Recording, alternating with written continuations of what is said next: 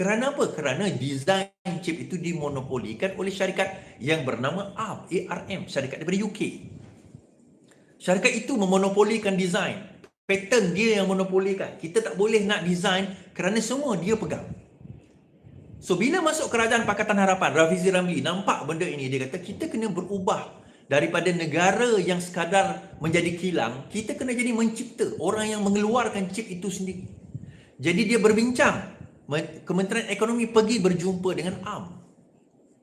Bila dia berjumpa dengan ARM dan sebagainya, dia kata kamu kena datang, kamu kena bagi kamu patent, kamu kena train orang-orang Malaysia, kamu kena datang ke dalam negara kita dan kita bagi rights, kamu akan bagi rights kepada kami untuk mencipta chip kami sendiri berdasarkan kepada kamu punya license. ARM setuju. Bukan sekadar ARM setuju, idea ini bagus, dibawa kepada Perdana Menteri. Rafizi jumpa dengan Anwar Ibrahim. Dia kata, kalau untuk perkara ini berlaku, kerajaan kena bayar 1.1 bilion ringgit kepada ARM dalam tempoh 10 tahun. Bukan setahun, 10 tahun. Tak pernah berlaku sebelum ni, tuan-tuan. Sebelum ini orang tengah datang, propose 1.1 bilion, dia charge 2 bilion, dia just 3 bilion, dia untung atas angin. Yang ni tak, kerajaan direct kepada ARM. Mula-mula, Perdana Menteri bila dibentangkan oleh Rafizi, Anwar Ibrahim kata apa? Okay, good idea, boleh kita jumpa ARM. Saya nak jumpa ARM ni. So dia berjumpa dengan ARM. Anwar Ibrahim tak ada lulus apa-apa lagi. Anwar Ibrahim, kerajaan tidak melulus. Ini baru ideation stage dia panggil. Baru dalam peringkat permulaan. Bincang. Anwar Ibrahim datang bincang. Menarik idea ni, bagus. Tapi kalau boleh kami nak, bukan Kementerian Ekonomi yang laksanakan. Kami nak dia di bawah MITI. Sebab apa? Sebab Zafrul datang, dia nampak benda ni bagus. Zafrul pun kata, kami nak benda ni. Kami nak ARM ni. Perjanjian itu mesti di bawah kementerian kami, bukan di bawah Kementerian Ekonomi. Jadi Rafizi pun, aku yang bawa benda ni. Aku yang propose benda ni. Tiba-tiba dia pula nak berjaya nak ambil. Tapi tak apalah. Demi negara yang tercinta, demi kemajuan rakyat dan ekonomi, tak apalah, siapa nak ambil kredit pun ambil lah. Jadi dia pun pergilah, Zafrul pun bawa lah MIDA. MIDA ni agensi di bawah MITI, Kementerian Ministry of Trade, Ministry of Trade di bawah Zafrul pada masa itu. Di bawah dia ada agensi nama MIDA. MIDA ni yang sign agreement dengan ARM. MIDA yang sign agreement dengan ARM. Sebelum dia sign agreement dengan ARM, bentang dulu dengan Perdana Menteri. Perdana Menteri kena bentang pula dengan Kabinet. Kabinet setuju. 1.1 bilion. Okey, saya tanya tuan-tuan. 1.1 bilion tu siapa yang luluskan? Kementerian Keuangan. Sebelum Kementerian Keuangan, dia kena bentangkan kepada Kabinet. Siapa yang luluskan? Kabinet. Selepas dah setuju, Kabinet dah setuju, Menteri Keuangan menerangkan Perdana Menteri dah setuju, siapa yang sign? Siapa yang sign, tuan-tuan? Jawab dekat komen. Siapa yang sign? Siapa yang sign? Siapa yang sign? Jawab. Siapa yang sign? Siapa yang sign ARM ni, tuan-tuan? Bukan Anwar Ibrahim. Siapa yang sign ARM? Bukan Zafrul lah. Siapa yang sign ARM? Bukan siapa. Agensi mana yang sign ARM?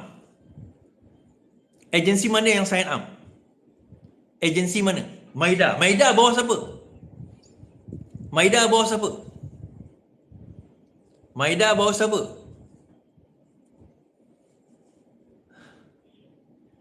MITI bawah siapa? Jadi saya nak tanya, kalau ARM design oleh MIDA di bawah Zafrul, kenapa Rafizi kena tangkap? Kenapa Rafizi yang kena tangkap? Jawab soalan saya. Kenapa? Kalau yang sign itu MIDA di bawah Kementerian Zafrul atas kelulusan Perdana Menteri, atas kelulusan Kabinet, kenapa Rafizi yang kena panggil SPRM? Korang tak pelik?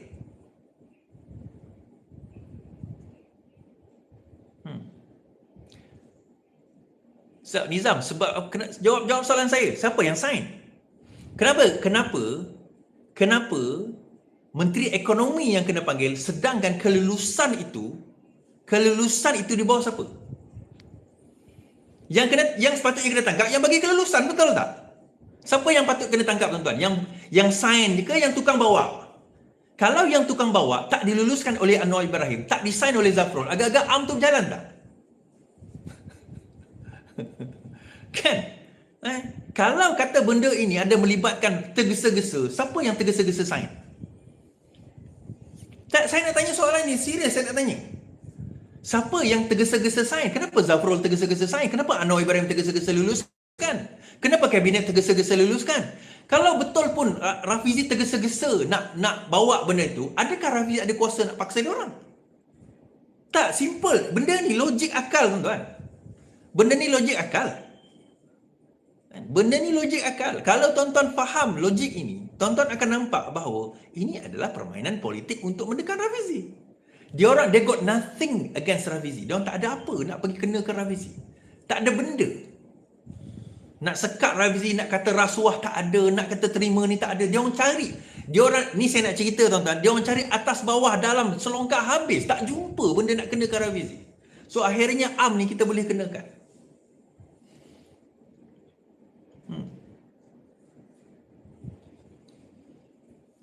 Nizam kata, siapa cakap tergesa-gesa? Logik akal kau dah tak betul sebab dah gila. Yang cakap tergesa-gesa ni adalah SPRM. Sebab itu Rafizi kena panggil Nizam. Kamu tak tahu cerita ke Zam? Yang cakap tergesa-gesa tu SPRM. Sebab itulah kenapa Rafizi sekarang kena panggil. Sebab isu am kerana dikatakan tergesa-gesa. Faham tak? Kan? SPRM yang cakap betul. Yang cakap tergesa-gesa siapa tuan-tuan? Saya cakap, yang tuduh Rafizi tergesa-gesa siapa? Cuba jawab.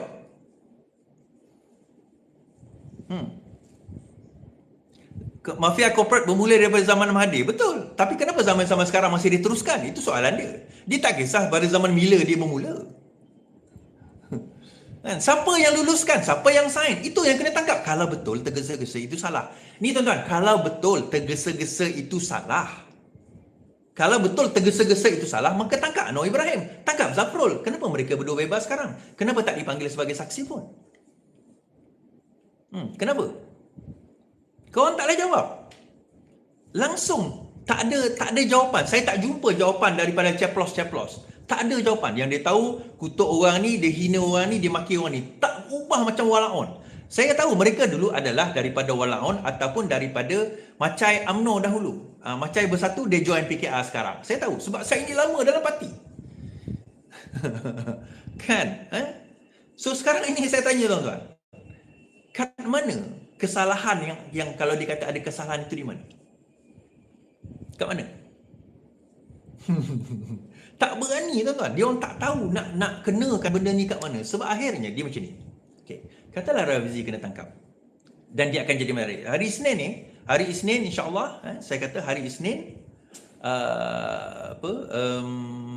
kita akan berhimpun di hadapan SPRM.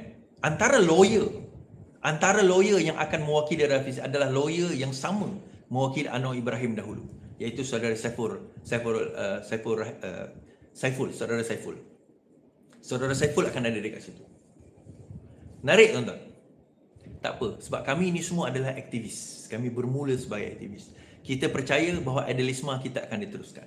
Don't worry about yang ceplos-ceplos ni. Don't worry about them. Do not worry about Asawad Izham. Thank you. Don't worry about them. Because kita percaya, insya-Allah, selagi kita berada di jalan yang benar dan kita percaya dia ada jalan yang benar, di atas jalan yang benar, kita akan bawa kebenaran. Jumpa hari Isnin pukul 9 pagi di hadapan pejabat SPRM. Dan untuk investment fintech hari itu, macam saya kata, kalau tuan-tuan masih berminat, boleh hubungi 013 534 1977 013 534 1977 untuk bertanya tentang investment fintech. Minimum investment RM50,000 untuk second seed, saya kata. Itu untuk financial technology yang akan dilaksanakan dalam commercialization stage. InsyaAllah, don't worry. InsyaAllah. Saya tak pernah block komen orang. Kan, saya tak pernah. Sebab bagi saya simple je tuan-tuan. Kalau tuan-tuan nak maki ke tuan-tuan dan sebagainya, itu dosa tuan-tuan dengan Tuhan. Pandai-pandai nak hidup. Okey, sekian daripada saya. Selamat malam, selamat istirahat. Yang penting, lawan tetap lawan. Assalamualaikum.